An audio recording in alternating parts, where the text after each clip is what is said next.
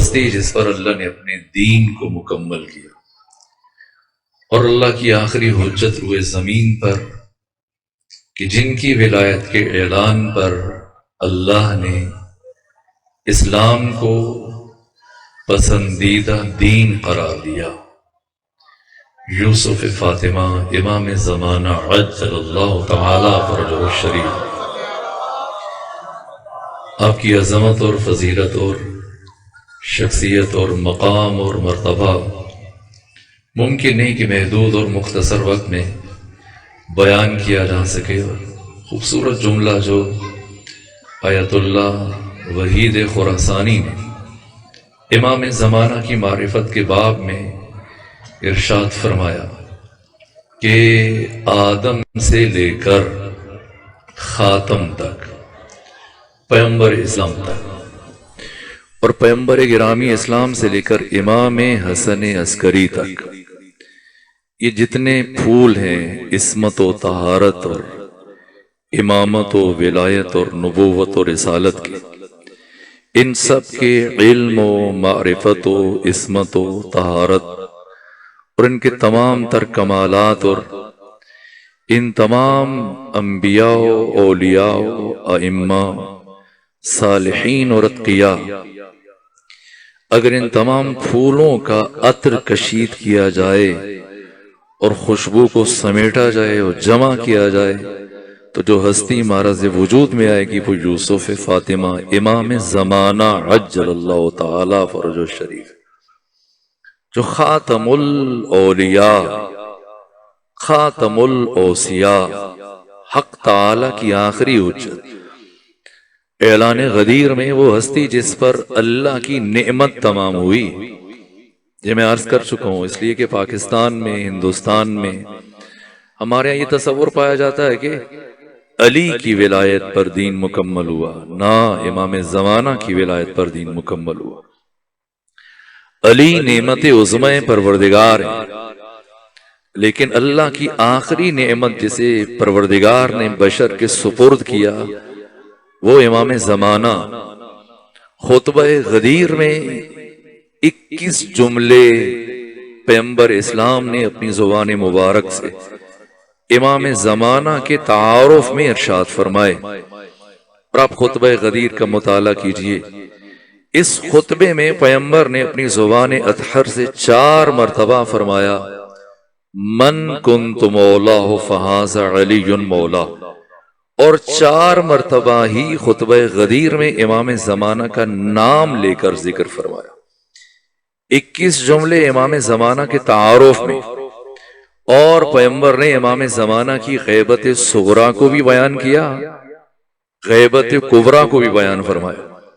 اور خطبہ غدیر میں پیغمبر گرامی اسلام کی کلمات ہیں، المہدی من ولدی، مہدی میری نسل سے، اسمہ اسمی و کنیتہ کنیتی، اس کا نام میرا نام ہے اور اس کی کنیت میری کنیت۔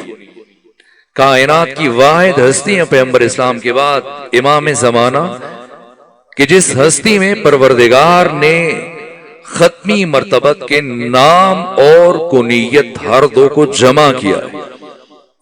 غیر از امام زمانہ کسی بھی شخصیت میں، کسی بھی ذات میں اسم محمد، نام مصطفیٰ اور آقا کی کنیت یکجا نہیں ہے سوائے امام زمانہ کی۔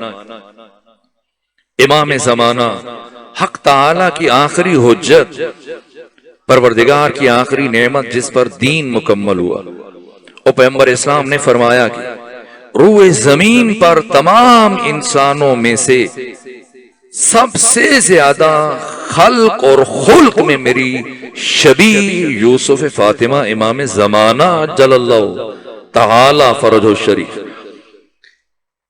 وجود مبارک امام زمانہ ہم میں اور اہل تسنن میں بنیادی فرق ہے۔ اہل تسنن بھی امام زمانہ کو مانتے ہیں، اور صرف اہل تسنن کی بات نہیں کر رہا، جتنے بھی الہی ادیان ہیں، یہودیت ہے، عیسائیت ہے، حتی بودھزم میں چلے جائے، حتی ہندوازم میں چلے جائے، تمام ادیان میں مہدویت کا تصور موجود ہے۔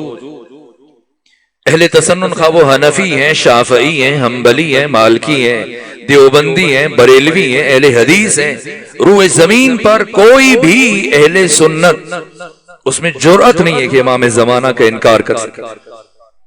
ہر اسلامی فرقے میں مہدویت کا تصور اور عقیدہ موجود ہے۔ تشیع اور اہل تسنن اور باقی اسلامی فرقوں میں بنیادی فرق مہدویت سے متعلق۔ پہلا فرق، باقی فرق اسلامی اہل تسنن مہدویت اور امام زمانہ کو فروعات دین میں آ کر گفتگو کرتے، لیکن ہمارے ہاں امام زمانہ اور مہدویت کا مسئلہ اصول دین میں سے۔ دوسرا فرق کہ باقی مسلمان جو روح زمین پر پھیلے ہوئے ہیں اور تمام فرقے مسلمانوں کے، وہ مہدی موعود کے قائل ہیں۔ اہل تشیع مہدی موجود کے قائل۔ مہدی موعود یعنی وہ مہدی جس کا اللہ نے وعدہ فرمایا لیکن ابھی پیدا نہیں ہوا، اور مہدی موجود جو موعود بھی اور موجود بھی ہیں، ہمارے درمیان۔ البتہ اہل تسنن کی بڑی برجستہ ترین شخصیات، آپ امام شعرانی کو دیکھیے۔ علامہ شعرانی نے 958 ہجری میں یہ تحریر کیا اپنی کتاب میں، یہ اہل سنت کی برجستہ ترین شخصیت ہے۔ امام شعرانی 958 ہجری میں تحریر کیا کہ اس وقت امام زمانہ کی عمر مبارک 706 سال ہو چکی ہے۔ یعنی اہل تسنن کی برجستہ ترین شخصیات وہ امام زمانہ، وہی مہدی موجود کی قائل ہے۔ خود محی الدین ابن عربی، انہوں نے فتوحات مکیہ کے باب میں اشراق الساعہ کے عنوان میں ذیل میں یہ تحریر کی کہ یوسف فاطمہ مہدی موجود فاطمہ زہرا کی نسل سے پیغمبر اسلام کے فرزند ہیں، اور وہ بیٹے حسن جن کا لقب عسکری، اور حسن بیٹے ہیں پھر علی نقی اور بریکٹ میں لکھا بانون، اور علی فرزند محمد تقی اور بریکٹ میں لکھا باتا، یہاں تک کہ پیغمبر اسلام تک۔ اور یہ محی الدین ابن عربی صاحب فتوحات مکیہ نے لکھا ہے کہ میں دمشق کی جامع مسجد میں امام زمانہ کی زیارت سے مشرف ہو چکا ہوں۔ بس یہ تشیع کا انفرادی عقیدہ نہیں، مہدی موجود کا، امام زمانہ ہمارا عقیدہ۔ اور تیسرا فرق برادران اہل تسنن اور ہمارے یہاں، سرے سے اس بات کو میں نے بارہا ذکر کیا لیکن اہمیت وہ اس لیے کہ اب بھی مسلسل دیکھتا ہوں کہ برابر سوشل میڈیا پر اور ہماری نجی زندگی میں مناظرے ہو رہے ہیں، مباحثے ہو رہے ہیں خلافت کے موضوع پر۔ ادھر سے بھی زور خرچ ہوتا ہے، ادھر سے بھی زور خرچ ہوتا ہے۔ کوئی علی کو پہلا خلیفہ ثابت کرنے کی کوشش میں ہے، کوئی علی کو چوتھا خلیفہ ثابت کرنے کی کوشش میں۔ لیکن میں بار بار یہ عرض کرتا ہوں کہ علی نہ پہلے خلیفہ ہیں، علی نہ چوتھے خلیفہ۔ اور یہ بھی عرض کرتا ہوں کہ مسئلہ خلافت میں ہمارا برادران اہل تسنن کے ساتھ اور کسی بھی مسلمان فرقے کے ساتھ کوئی اختلاف نہیں۔ وہ جس کا جی چاہے جس کو پہلا مانے، دوسرا مانے، تیسرا مانے، چوتھا مانے، نہ علی پہلے ہیں نہ علی چوتھے۔ اس لیے کہ جو گنتی میں آ جائے اسے علی نہیں کہتے، جو شمار میں آ جائے۔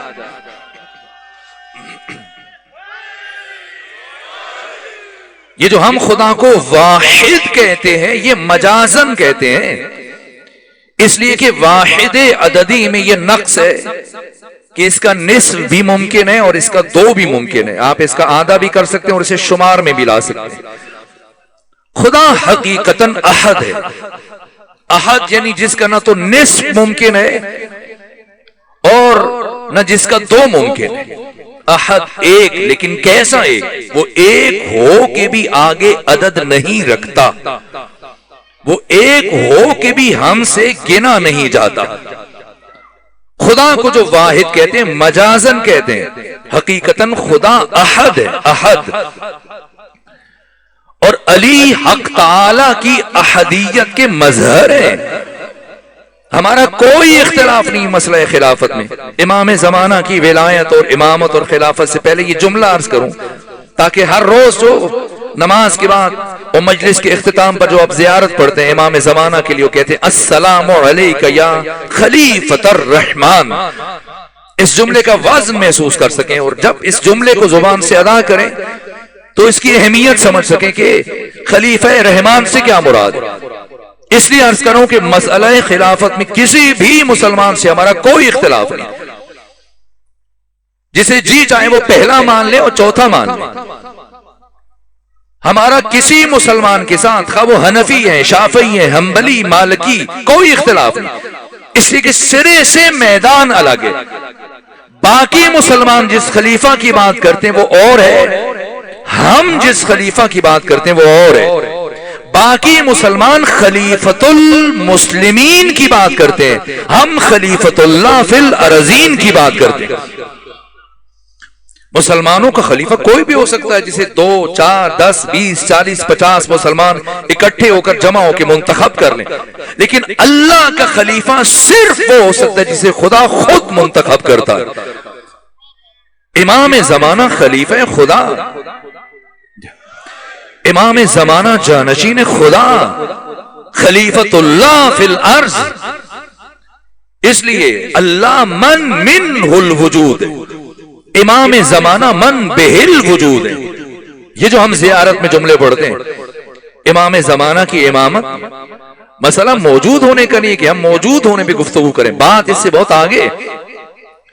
اس لیے جب حضرت ابو بصیر نے عرض کیا امام ششم سے، فرزند رسول بتائیں عہد غیبت میں مومن کی ذمہ داری کیا ہے، فرمایا ہر واجب اور مستحب نماز میں قنوت میں اس دعا کو پڑھا کرے، اللہم عرفنی نفسک. وہ دعا جو ہم ہر روز مانگتے اللہم کل ولیک الحجت ابن الحسن، اس دعا میں اور یہ دعا جو امام ششم تعلیم دے رہے ہیں، ان دو دعاؤں میں زمین آسمان کا فرق ہے.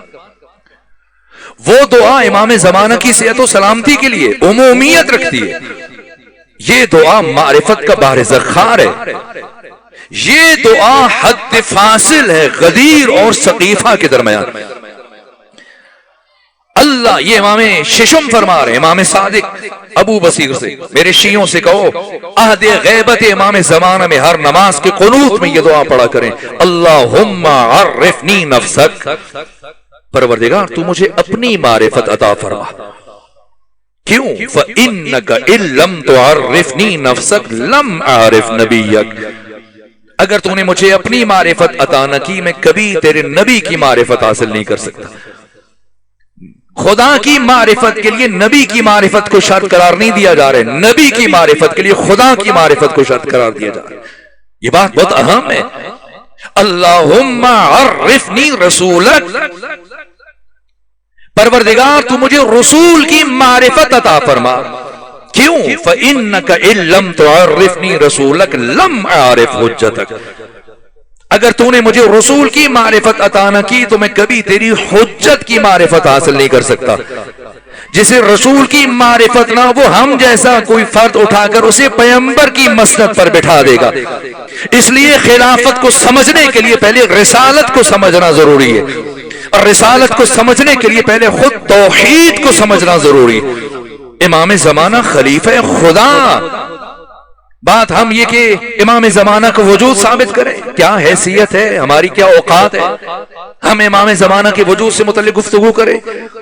جیسے ایک مچھلی کا بچہ سمندر میں اپنی ماں سے پوچھے کہ بتاؤ یہ سمندر کیا ہوتا ہے، پانی کیا ہوتا ہے، جس کی وجہ سے اسے رزق مل رہا ہے، جس کی وجہ سے اس کی حیات چل رہی ہے، جس کی وجہ سے یہ وجود سانس لے رہا ہے، اس سے متعلق پوچھے یہ کیا ہے. امام زمانہ کے وجود سے متعلق سوال نہیں کیا جائے گا. امام زمانہ کے وجود کی برکت سے کائنات چل رہی ہے، نظام چل رہا ہے. یہ تخلیق کا عمل مسلسل جو آگے بڑھ رہا ہے صرف اور صرف یوسف فاطمہ کی وجہ سے. جتنا غلہ اور اناج اور رزق روئے زمین کے اوپر اگ رہا ہے اور پک رہا ہے صرف یوسف فاطمہ کی وجہ سے. جو ہوائیں چل رہی ہیں، یہ چاند کی چاندنی، یہ سورج کی چمک، یہ تپش، یہ حرارت، زندگی کے تمام تر عوامل، یہ رزق، یہ جو انسان سانس لیتا ہے، لازم ہے کہ ہر سانس پر یوسف فاطمہ کا شکر ادا کرے. ان کے وجود سے ہمارا وجود ہے. لولا الحج لساخت الارض باہلها، اگر حجت خدا روئے زمین پر نہ ہو تو زمین اپنے آن سمیت نابود ہو جائے. الحجت قبل الخلق ومع الخلق وبعد الخلق، حجت مخلوق سے پہلے ہے، حجت مخلوق کے ساتھ ہے، حجت مخلوق کے بعد ہے. لولا الحج لساخت الارض باہلها. اللہ منہ الوجود ہے، اللہ نے کائنات کو عدم سے وجود دیا، نہیں سے ہے بنایا. اور اگر کائنات باقی تو صرف اور صرف یوسف فاطمہ کی وجہ سے. بات عدالت کی نہیں ہے، امام زمانہ کا کام نہیں ہے عدالت نافذ کرنا. نہ، امام زمانہ 1,24,000 انبیاء کے وارث ہیں. انبیاء کا وظیفہ خدا نے کیا بیان کیا قرآن میں؟ لقد ارسلنا رسلنا بالبینات، ہم نے رسول بھیجے بینات کے ساتھ. وانزلنا معهم الکتاب والمیزان، ان پر کتاب نازل کی، میزان اتارا. کیوں؟ لیقوم الناس بالقسط، تاکہ لوگ نظام عدل قائم کرے. انبیاء کا کام نہیں ہے، انبیاء کا کام، نبیوں کا کام، رسولوں کا کام مردہ انسان کو زندہ کرنا ہے. جب اس کی حیات عقلانی کا آغاز ہو جائے گا، ایک زندہ انسان کی پہلی طلب، پہلا نعرہ، پہلی پکار نظام عدل کا قیام ہے. ہم سمجھتے ہیں ہم زندہ ہیں، نہ، بہت ساری لاشیں جو زمین کے سینے پر رینگ رہی ہیں. زندہ وہ ہیں جو اپنے زمانے کے امام کی معرفت رکھتا ہے.